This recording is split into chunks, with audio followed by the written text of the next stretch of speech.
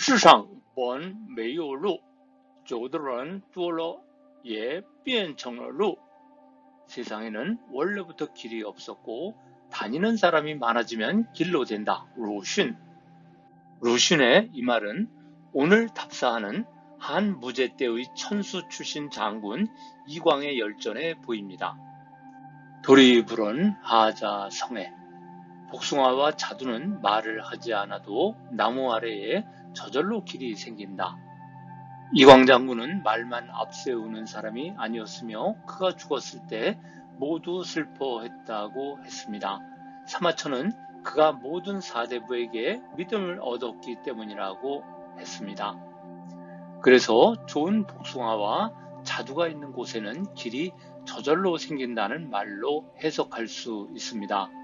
사마천이 이광 장군을 도리불언이라고 한 것은 극도의 찬사를 바치는 것입니다.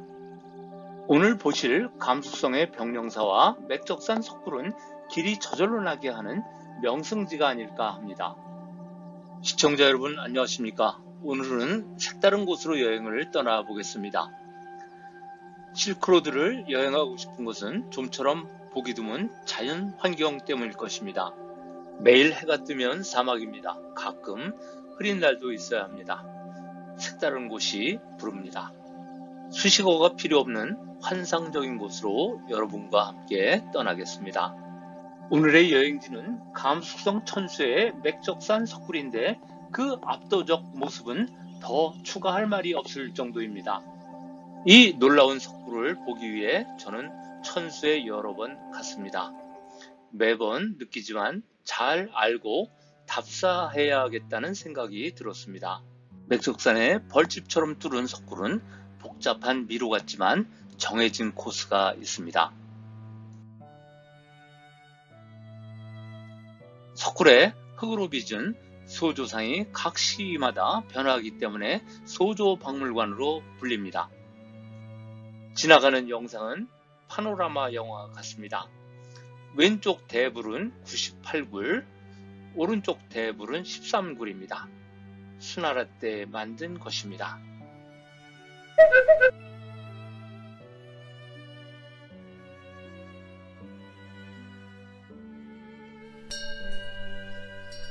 병령사에서 천수 가는 길.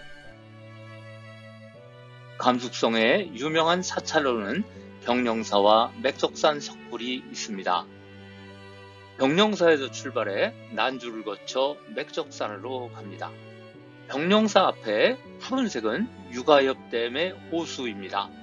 황하의 누런 진흙이 침전해서 황하 가운데 유일하게 물이 막습니다. 처음 맥적산 석굴에 갔던 것은 황하에 있던 난주의 병령사를 보고 나서입니다. 유가엽댐 선착장에서 배를 타고 약 40분 황하를 거슬러 올라가자 황량한 적석산 골짜기에 엄청난 대불을 만나게 됩니다. 기괴한 적석산의 모습은 빛에 따라 시시각각 변화합니다. 유가엽 댐 때문에 이 지점에 강폭이 넓습니다. 이 지점은 물이 누렇지만 댐이 있는 하류로 내려가면 물이 푸른 지점이 나타납니다. 황하가 맑아지면 성인이 나타난다고 하는데 황하는 영원히 맑아지지 않습니다. 골짜기 안에 높이 27m의 당나라떼 대불이 있습니다. 최근입니다. 2023년 12월 19일 적석산 일대의 지진으로 이곳은 폐쇄했다고 합니다. 병령사는 다른 영상에서 준비하고 있으니 여기서는 빠져나갑니다. 병령사 답사 후 천수행 열차표를 사기 위해 난주역에서 몇 시간 줄을 섰으나 매진되었습니다. 야간 버스를 이용해 밤새 천수로 300km를 이동했습니다. 300km 거리를 위성 높이에서 단 몇십 초 만에 순간 이동합니다.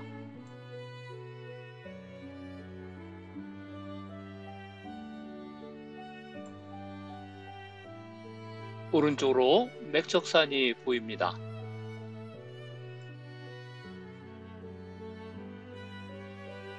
덜컹거리는 시외버스 안은 오래도록 기억에 남았습니다. 뒷좌석에 앉은 중국인과 출발하자마자 주먹다짐을 할 뻔했습니다. 뒷좌석의 남자가 담배 연기를 저의 머리에 뿜어댑니다. 곧바로 버스 안은 땀 냄새와 담배 연기로 그득해졌습니다. 당시 버스 안에서의 흡연은 누구도 뭐라 하지 않는 분위기였습니다. 여름에도 해발이 높아 창밖의 바람은 차가웠지만 창문을 열어버렸습니다. 뒷좌석의 남자는 창문을 닫으라고 소리를 지릅니다. 제가 말했습니다. 내가 담배를 피지 않으면 창문을 닫겠다고 했더니 조용해졌습니다. 한 방 날릴 각오를 했는데 뒷좌석은 의외로 깨갱하고 조용합니다. 천수와의 첫 번째 만남은 곰 잡는 연기로 가득했던 기억만 남았습니다. 그때도 중국 축구는 공안쯤 10시간 이상 쪼그린 채 선잠을 잤는데 버스가 언덕을 넘는 느낌에 눈이 떠졌습니다. 새벽녘에 천수 시내가 보였습니다. 천수 시내의 해발은 1100m 정도입니다. 해발 때문에 여름인데 초갈처럼 선을 했습니다. 천수에 대한 지리적 이해도 부족했고 선잠에서 깨어 어디로 가야 할지 모르겠습니다. 버스 종점 앞에는 맥적구로 가는 미엔바오 식빵처럼 생긴 차인데 택시가 늘어섰습니다. 우리는 미엔바오를 타고 천수역 앞에 숙소로 이동했습니다. 18km 거리입니다. 천수는 위아래를 따라 동서로 길게 도시가 형성되었고 서쪽은 진주구, 동쪽은 맥적구입니다. 미엔바오는 여성 탤런트가 광고했던 타우너와 비슷하게 생겼습니다. 오토바이 엔진 소리를 내며 달리던 미엔바오가 갑자기 멈췄습니다. 운전하던 20대 기사는 말없이 어디론가로 뛰어갔습니다. 그는 한참 후에 20리터 기름통을 들고 나타났습니다. 이 친구가 자동차 연료를 확인하지 않고 일을 하러 나온 것입니다. 연료 주입구에 휘발유를 넣었으나 시동이 걸리지 않았습니다. 노즐 중간에 공기가 들어있어 연료가 엔진룸으로 들어가지 않았던 것입니다. 그는 노즐을 입으로 빨아 기름을 땅바닥에 뱉습니다. 그제서야 시동이 걸렸습니다. 그가 연료를 사러 갔을 때 조수석에 놓인 신문의 제목이 눈에 들어왔습니다.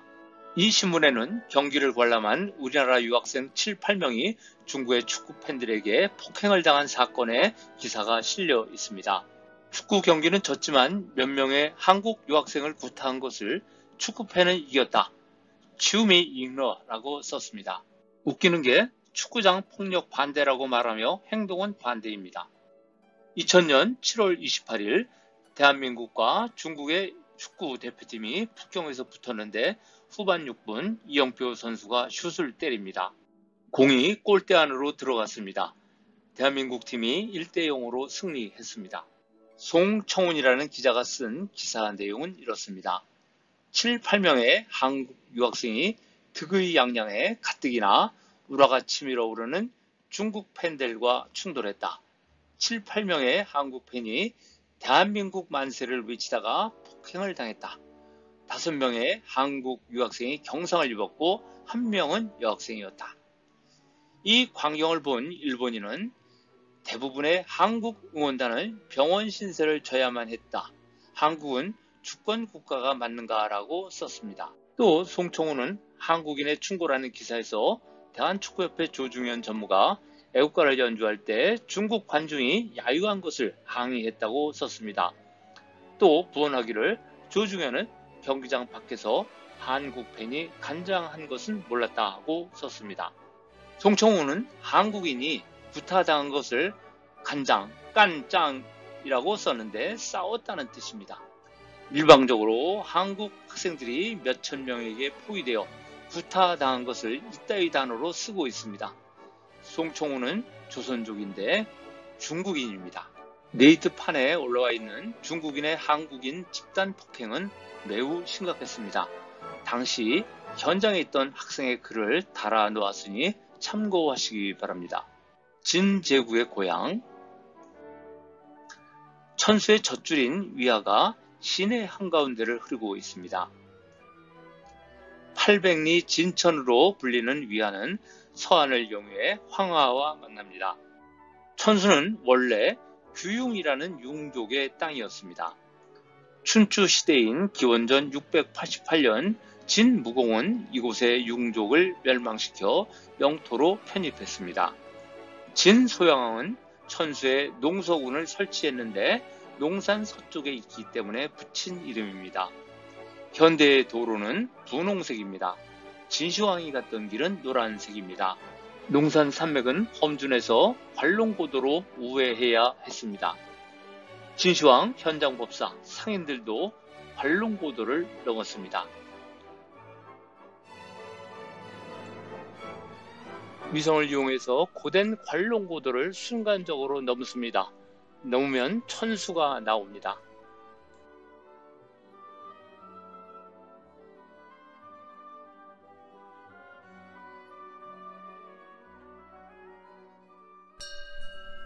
천수 가는 고행길. 관광객들이 황량한 천수에 가는 것은 맥적산 석굴 때문입니다. 복숭아와 자두는 말을 하지 않아도 나무 아래에 저절로 길이 생긴다라고 한 것은 정녕 맥적산 석굴을 말함이 아닐까요? 더구나 이관과 맥적산이 모두 천수와 관련된다는 점, 모두 도리불언이 적용될 수 있다는 것에서 절묘한 느낌이 옵니다. 천수로 가는 이 도로는 위화와 평행되게 만들었습니다. 서안에서 천수까지는 꽤나 먼 거리입니다. 349km입니다. 고속도로로 가면 4시간 반 정도 걸립니다. 고속도로가 개통되기 이전에는 10시간이나 걸렸습니다. 농산 산맥에 난 좁은 도로는 대형 트럭에 파괴되어 달릴 수 없었습니다. 터널 안에서 정체되면 버스 안은 먼지와 배기가스로 가스실이 됩니다. 고생 끝에 도착한 천수는 낙원입니다. 습도도 낮고 공기는 청량합니다. 한 무제 때인 기원전 114년 천수군을 설치했는데 천수라는 지명은 이때부터 시작되었습니다. 천수라는 이름만 들으면 물이 많은 도시로 들리지만 황토 고원으로 둘러싸여 있는 천수는 비가 많이 오는 곳이 아닙니다. 천수라는 지명에는 천하주수라는 전설이 내려옵니다. 전설에 의하면 한 무제 때 천수 일대의 가뭄이 계속되었다고 합니다. 어느 날 밤 갑자기 천하의 물이 쏟아져 상규성 북쪽에 호수가 생겼고 가뭄이 해소되었다고 합니다.